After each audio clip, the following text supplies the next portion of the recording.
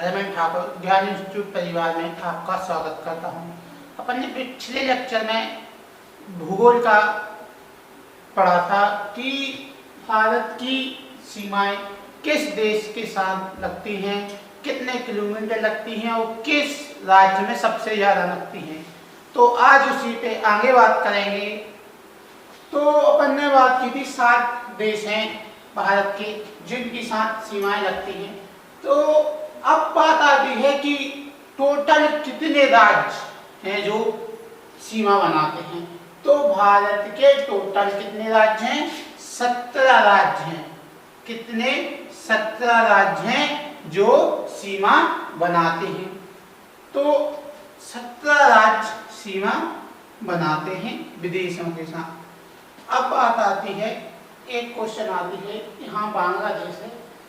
अब क्वेश्चन आता है त्रिपुरा राज्य किस देश से तीनों ओर से घिरा हुआ है? त्रिपुरा राज्य जो किस देश से तीनों ओर से घिरा है? तो किस देश से घिरा है? बांग्लादेश है जो त्रिपुरा को तीनों ओर से घेरता है। अब बात करते हैं कि भारत और पाकिस्तान के बीच कौन सी रेखा है, भारत और चीन के साथ कौन सी रेखा है और भारत और अफगानिस्तान के बीच कौन सी रेखा है। तो भारत और पाकिस्तान के साथ आपको पता ही होगा कौन सी रेखा है। तो भारत और पाकिस्तान के साथ रेखा है रेड क्लिफ। भारत और पाकिस्तान के साथ कौन सी रेखा है? Red Cliff line. ये जो है ये रेड क्लिफ लाइन है भारत और पाकिस्तान। ये भारत है। तो भारत और पाकिस्तान के बीच कौन सी लाइन है? Red Cliff. कब खींची गई है? 1947 में। किसके नेतृत्व में खींची गई? सर रेड क्लिफ के नेतृत्व में खींची गई थी, इसीलिए उन्हीं के नाम पर उस रेखा का नाम है। अब बात करते हैं भारत और अफगानिस्तान के बीच या भारत और पाकिस्तान के बीच। तो भारत और अफगानिस्तान के बीच जो रेखा का नाम था, उस रेखा का नाम था डूरंड रेखा। कौन सी रेखा थी? भारत और अफगानिस्तान के बीच रेखा का नाम था डूरंड रेखा, जो सन 1896 में खींची गई थी। किसके नेतृत्व में खींची गई थी? सर डूरंड के नेतृत्व में खींची गई थी। अब लेकिन 1947 में पाकिस्तान बन गया। अब भारत और पाकिस्तान बनने से अब यह रेखा डूरंड रेखा भारत और अफगानिस्तान के बीच नहीं है। अब यह किसके बीच है? अफगानिस्तान और पाकिस्तान के बीच है। डूरंड रेखा किस किस के बीच है? अफगानिस्तान और पाकिस्तान। 1947 के पहले थी, 15 अगस्त 1947 के पहले रेखा किसके साथ थी? भारत और अफगानिस्तान के बीच। लेकिन अब किसके साथ है? भारत और पाकिस्तान। अब बात करते हैं भारत और चीन के साथ। भारत और चीन के साथ कौन सी रेखा है? मैकमोहन। भारत और चीन के साथ कौन सी रेखा है? मैकमोहन। ये कब खींची गई? सन 1914 में खींची गई, शिमला समझौते में। तो भारत और चीन के साथ कौन सी रेखा है? मैकमोहन रेखा। अब बात करते हैं अगले टॉपिक कि भारत के बिंदु, उत्तरी बिंदु कौन सा है, पश्चिमी कौन सा है, दक्षिणी कौन सा है और पूर्वी बिंदु क्या है। तो भारत का सबसे दक्षिणी बिंदु आपने नाम सुना होगा, यहाँ पे है, आपने देखा होगा बंगाल की खाड़ी में अंडमान निकोबार द्वीप समूह है। तो अंडमान निकोबार द्वीप समूह में क्या है? इंदिरा पॉइंट। क्या है? इंदिरा पॉइंट। इंदिरा पॉइंट को अन्य एक और नाम से जाना जाता है पिगमेलियन पॉइंट। किस नाम से जाना जाता है इंदिरा पॉइंट को? पिगमेलियन पॉइंट के नाम से भी जाना जाता है। कहाँ है? अंडमान निकोबार द्वीप समूह में। और जो ये इंदिरा पॉइंट है, यह भूमध्य रेखा से कितने किलोमीटर दूर है? याद रखना, 876 किलोमीटर। इंदिरा पॉइंट भूमध्य रेखा से कितने किलोमीटर दूर है? 876 किलोमीटर। इस सबसे दक्षिणी बिंदु है। लेकिन अगर दक्षिण में कोई सबसे तो कौन सा है? कन्याकुमारी। लेकिन वो दक्षिणी बिंदु कौन सा है? इंदिरा पॉइंट, जिसे अपन किस नाम से जानते हैं, पिगमिलियन पॉइंट के नाम से भी जानते हैं। अब बोले उत्तरी, सबसे उत्तरी कौन है, तो जम्मू कश्मीर में कौन सा है, इंदिरा कॉल। कौन सा सबसे उत्तरी, इंदिरा कॉल, जो किस राज्य में है, जम्मू एंड कश्मीर में है। तो अब बात करते हैं पश्चिमी। तो पश्चिमी बिंदु का नाम क्या है, सर क्रीक। क्या है, सर क्रीक, जो कि कहाँ है, गुजरात में। और सबसे पूर्वी बिंदु है बलांगू। कौन सा है, बलांगू, जो कहाँ है, अरुणाचल प्रदेश में है। तो चारों बिंदुओं के नाम हो गए होंगे पता है आपको, Indira point, Indira call, sir creek और बलांगू। अब बात करते हैं इसी में इसके बाद अगले टॉपिक की। तो अगला टॉपिक है भारत का क्षेत्रफल में सबसे बड़ा राज्य कौन सा है। तो क्षेत्रफल में सबसे बड़ा राज्य आपको बताना है, तो अपन देखते हैं क्रम से। तो भारत का सबसे बड़ा राज्य क्षेत्रफल में की बात कर रहे हैं सबसे पहले, तो सबसे बड़ा क्षेत्रफल में है राजस्थान। कौन सा है, राजस्थान। दूसरा सबसे बड़ा कौन सा है, एमपी। तीसरा सबसे बड़ा कौन सा है, महाराष्ट्र। चौथा कौन सा है, यूपी। पांचवा कौन सा है, आंध्र प्रदेश। आंध्र प्रदेश है जो, यह चौथा सबसे बड़ा राज्य था क्षेत्रफल में, लेकिन 2 जून 2014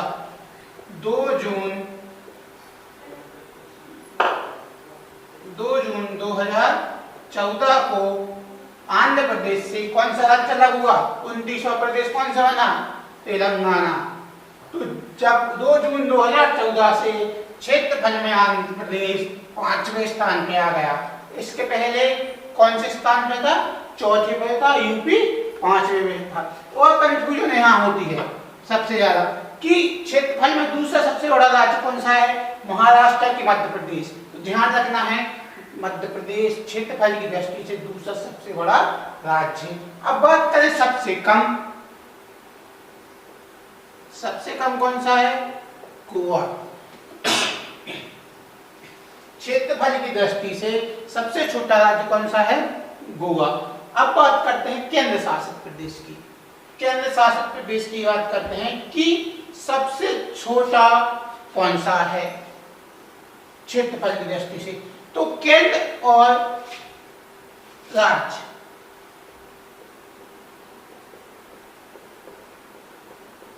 केंद्र और राज्य से पूछ लिया कि केंद्र शासित और राज्यों में सबसे छोटा राज्य कौन सा है, तो गोवा नहीं लगाना है आपको। फिर इसके याद हो जाएगा कौन सा, लक्षद्वीप। क्षेत्रफल की दृष्टि से लक्षद्वीप सबसे छोटा केंद्र शासित प्रदेश है। राज्यों और केंद्र शासित प्रदेश में सबसे छोटा कौन सा है, लक्षद्वीप। हाँ, अकेले राज्य का केवल पूछें कि राज्यों में सबसे छोटा कौन सा है, गोवा। लेकिन राज्य और केंद्र शासित दोनों में से पूछ लें तो कौन सा होगा, लक्षद्वीप। अब अकेले केंद्र शासित प्रदेश की बात करते हैं तो अकेले केंद्र शासित प्रदेश में सबसे बड़ा आपको पता है कौन सा है, दिल्ली, और सबसे छोटा लक्षद्वीप। अगर केंद्र शासित प्रदेश में क्षेत्रफल में सबसे बड़ा दिल्ली और सबसे छोटा लक्षद्वीप। अब जनसंख्या में बात करते हैं तो जनसंख्या में आपको पता होगा सबसे बड़ा राज्य कौन सा है, उत्तर प्रदेश। आपको पता है 2011 की जनगणना में उत्तर प्रदेश की 19.98 लगभग 20 करोड़ जनसंख्या है 2011 की जनगणना के हिसाब से। और सबसे छोटा बोलेगा जनसंख्या में तो कौन सा है, सिक्किम। जनसंख्या में सबसे छोटा राज्य कौन सा है, सिक्किम, और क्षेत्रफल में यूपी। बात करते हैं अगले टॉपिक की। आपको समझ में आया होगा, जो चीज समझ में नहीं आई कमेंट बॉक्स में आप बता सकते हैं। और अगर आपको ये चीज समझना है तो आपको पिछले वीडियो पार्ट 1 और पार्ट 2 देखना होगा। तब ये चीजें आपको अच्छे से और समझ में आएंगी। तो पार्ट 1 और पार्ट 2 देखने के लिए आप डिस्क्रिप्शन में लिंक दे दी जाएगी, तो आप उस लिंक पे क्लिक करें और पार्ट 1 और पार्ट 2 देखें। फिर इसके बाद आप पार्ट 3 देखें तो बहुत अच्छे से समझ में आएगा। अब बात करते हैं अगले टॉपिक की। चलिए देखते हैं अगला टॉपिक, भारत की जलीय एवं स्थलीय सीमा से लगे संबंधित देश। तो आपने देखा होगा स्थलीय सीमा से कितने लगे हैं? 7। भारत की स्थलीय सीमा से लगे देशों की संख्या कितनी है? 7। जैसे अपन ने ट्रैक पढ़ी थी, आपको बताया था, ट्रैक पढ़ी थी बचपन में, MBA किया।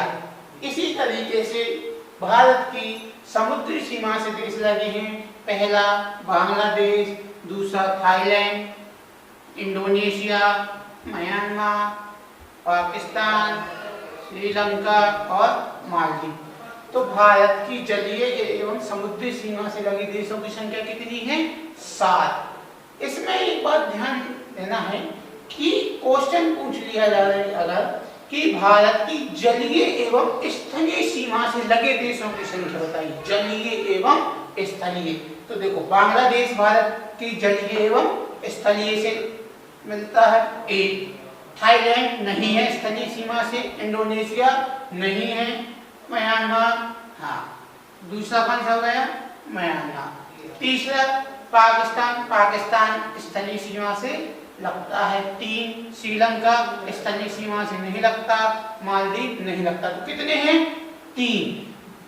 कितने निकल के है? 3। तो क्वेश्चन बनता है भारत की जलीय एवं स्थलीय सीमा से लगे देशों की संख्या बताइए। तो कितने हैं? 3। कौन कौन से? बांग्लादेश, पाकिस्तान और म्यांमार। कितने हुए? 3 ऐसे देश हैं जलीय एवं स्थलीय दोनों से लगते हैं। अब बात करते हैं अगले टॉपिक की। हमने पिछले आपको बताया था 82 रेखा, 82 सही 1/2 पूर्वी देशांतर के बारे में बताया था, लेकिन हमने आपको पिछले टॉपिक में ये नहीं बताया था आपको कि पूर्वी देशांतर जो भारत की मानक समय रेखा है कितने राज्यों से होकर गुजरती है। ये तो बता दिया था कहाँ से गुजरती है, इलाहाबाद के नैनी नामक स्टेशन से गुजरती है। और ये भी बता दिया था कि ग्रीनविच से भारत का समय कितने आगे है? 5.5 घंटे। लेकिन हमने आपको ये नहीं बताया था यह कितने राज्यों से होकर जाती है। तो यह 5 राज्यों से होकर जाती है। कितने से? 5। पहला उड़ीसा, दूसरा आंध्र प्रदेश,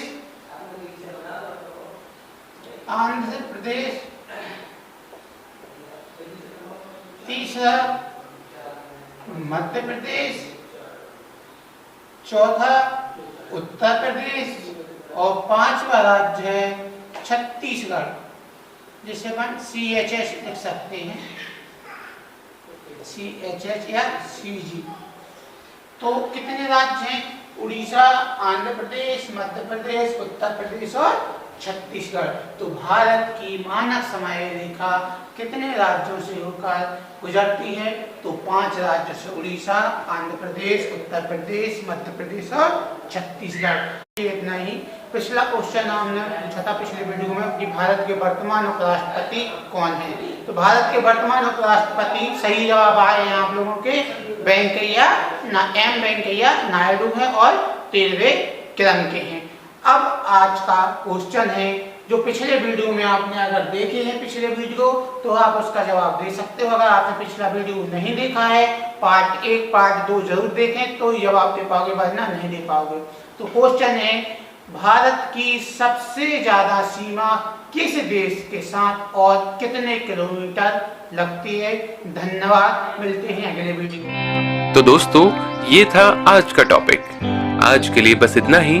आपके लिए हम फिर हाजिर होंगे लेकर कुछ खास जानकारी। हमारे साथ जुड़े रहने के लिए हमारे चैनल को सब्सक्राइब कीजिए और लेटेस्ट अपडेट्स पाने के लिए बेल आइकन को दबाएं। वीडियो को लाइक कीजिए, शेयर कीजिए और कमेंट बॉक्स में दीजिए अपना फीडबैक। अब दें हमें इजाजत। नमस्कार।